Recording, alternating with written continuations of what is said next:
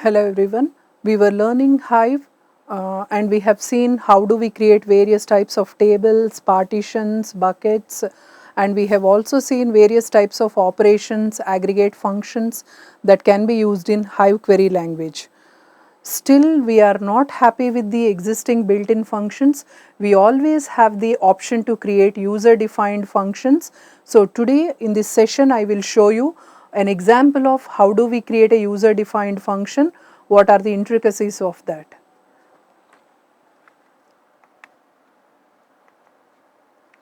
So whenever we are working with the user-defined functions, we can write whatever we want according to the requirements because we were not happy with the available built-in functions or they are not fitting to the requirements. So user-defined functions, they need to be written in Java because Hive is written in Java. So you need to write Java user-defined function in Java, and other languages, suppose you need to use transformation. The particular language query should be, the particular language UDF should be transformed using select transform query, which will be converted to Hive query language.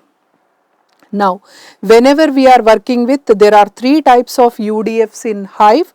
First one, regular UDF, stands for user defined functions, and user defined aggregate functions, user defined table generating functions. So there are three types of user defined functions. They differ in the number of rows they are taking as input and number of values or rows they are generating as output.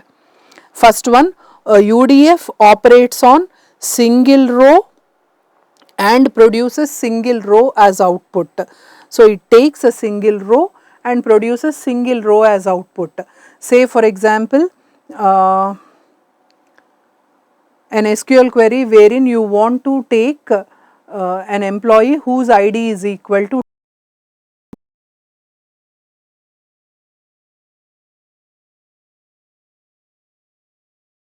access, it operates on a single row, the output is also a single row column table. Similarly, so a UDF which is operating on a single row produces single row output, we call them as regular UDFs. UDAF stands for user defined aggregate function, which takes multiple rows as input and generates a single output row. For example, count. It will take multiple rows as input and it will try to produce one single value, count. Similarly, max of salary, max of marks. These things will take multiple rows as input, try to generate a single value as output. Table generating functions, they work on a single row and produces multiple row as the output. So these are various types of functions which we can write. A regular UDF can be written. UDAF stands for user defined aggregate function. UDTF, user defined table generation function, can be written. Now, table generating functions, generally we rarely use them, but you have various options. If you try to give create table arrays, you are trying to create a table. What is the number of attributes we have in that? A single attribute called X, which is of data type an array of strings. Row format delimited. Fields are terminated by the first separator. Usually fields are separated by tab space. Collection items terminated by the second separator. Usually collection operations are terminated by curly braces. So you are trying to separate the fields and collection items, and row format clause specifies that the entries in the array are limited by control B, and the example file that we are going to load has the following contents, where control B is a representation of character which is printing, which is a separator character. So what is the data we have in our file? A, B. So this is the field separator, and rows are separated. So C, control B, D, control B, E. So what is the content of second row? C, D, E is the second row content. Now After running a load data command, I want to execute the following query. What is the following query? Select star from arrays. Whenever I give this one, if you see, the first row attributes are given in AB. So if not curly braces, you are using square braces as the separator. Second row attributes are C, D, E, which are again individual collections are separated by square brackets, and single items are separated by either you can specify comma or tab, whichever you want.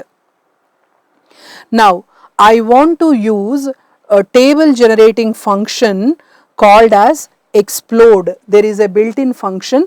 How do you give that one? Select explode of X. What is X?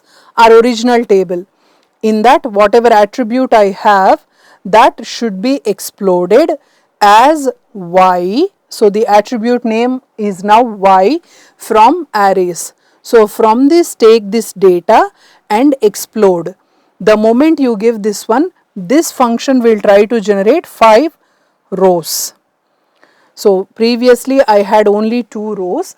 Now this user defined table generating function explode is trying to generate each row a single value, thereby I am getting 5 rows into a table.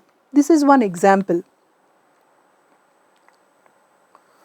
Now how do I write a UDF? I will try to write a function which will try to simulate the behavior of the trimming function. What does the trimming function do? It will try to cut the trailing and leading spaces. Here, because the trim keyword is already there, I am trying to show you with an example of strip function. This strip function is a user defined function. What it will do is, it will try to cut the leading and trailing characters which are specified as part of the input. Say for example, I say from the text strip so and so character. It will look for the existence of those characters in the leading as well as trailing, and if they are present there, it will try to trim them. If they are not there, it will not try to strip them, right? So whenever you are trying to write a UDF, you need to public class. This is the name I want to give to the user defined function strip, which is extending the class UDF because you are writing a user defined function, and private text result is equal to new text, and you need to write, you must write an evaluate function. So if the string is equal to null, it has to return a null value, otherwise whatever is to be done you are specifying here.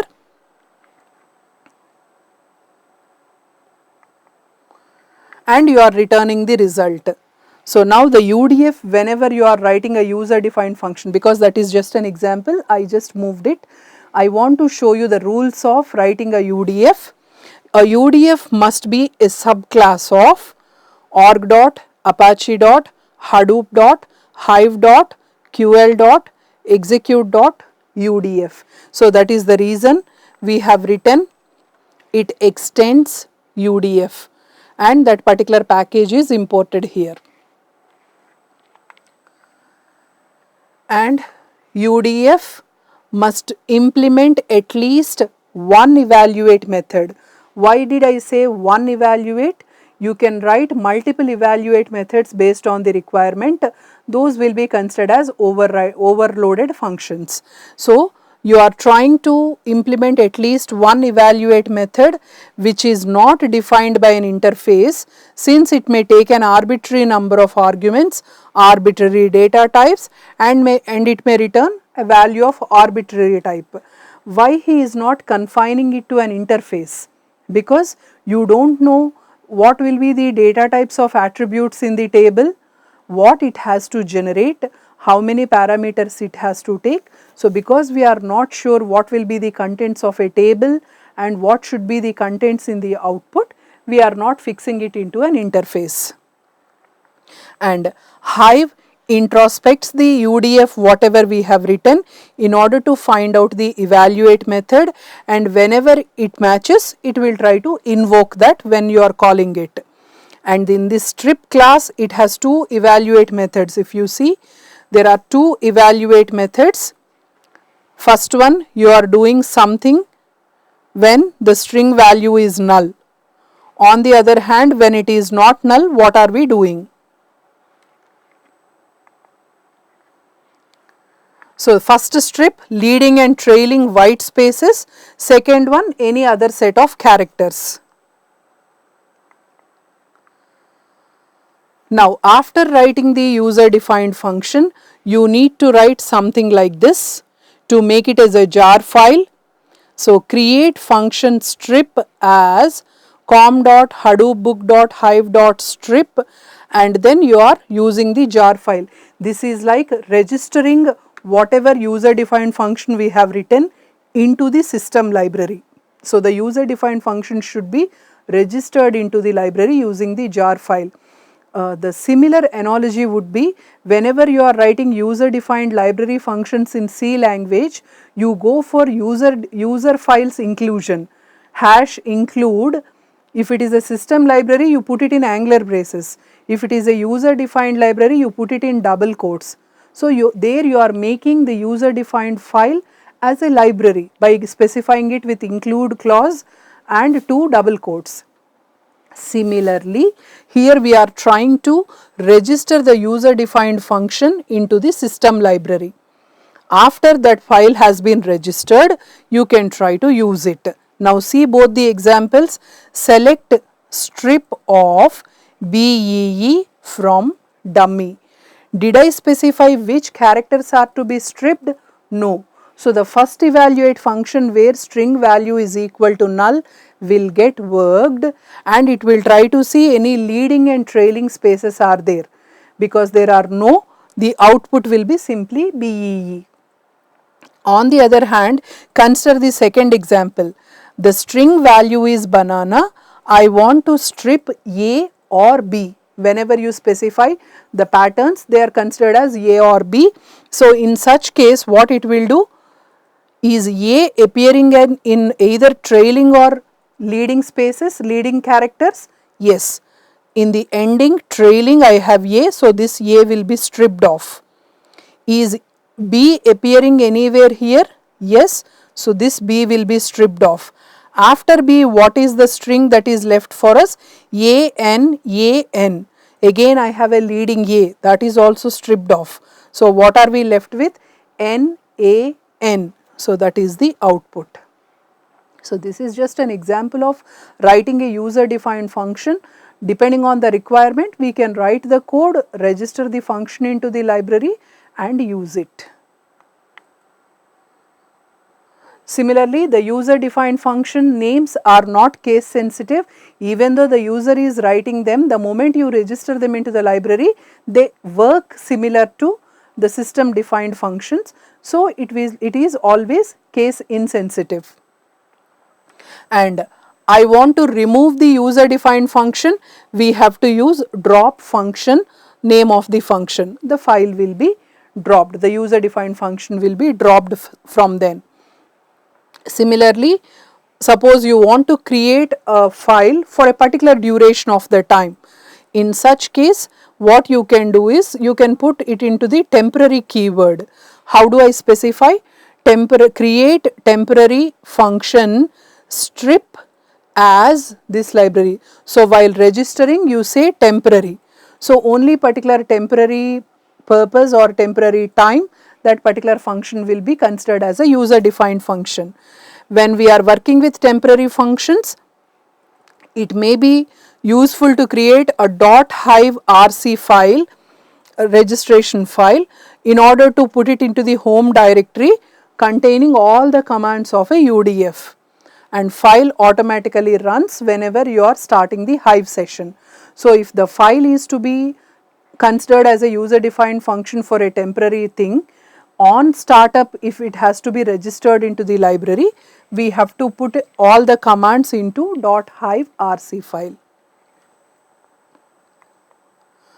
So, as part of your theoretical question as well as lab exercise, please try to write at least one user defined function, execute that and put the outputs into your record work. Thank you.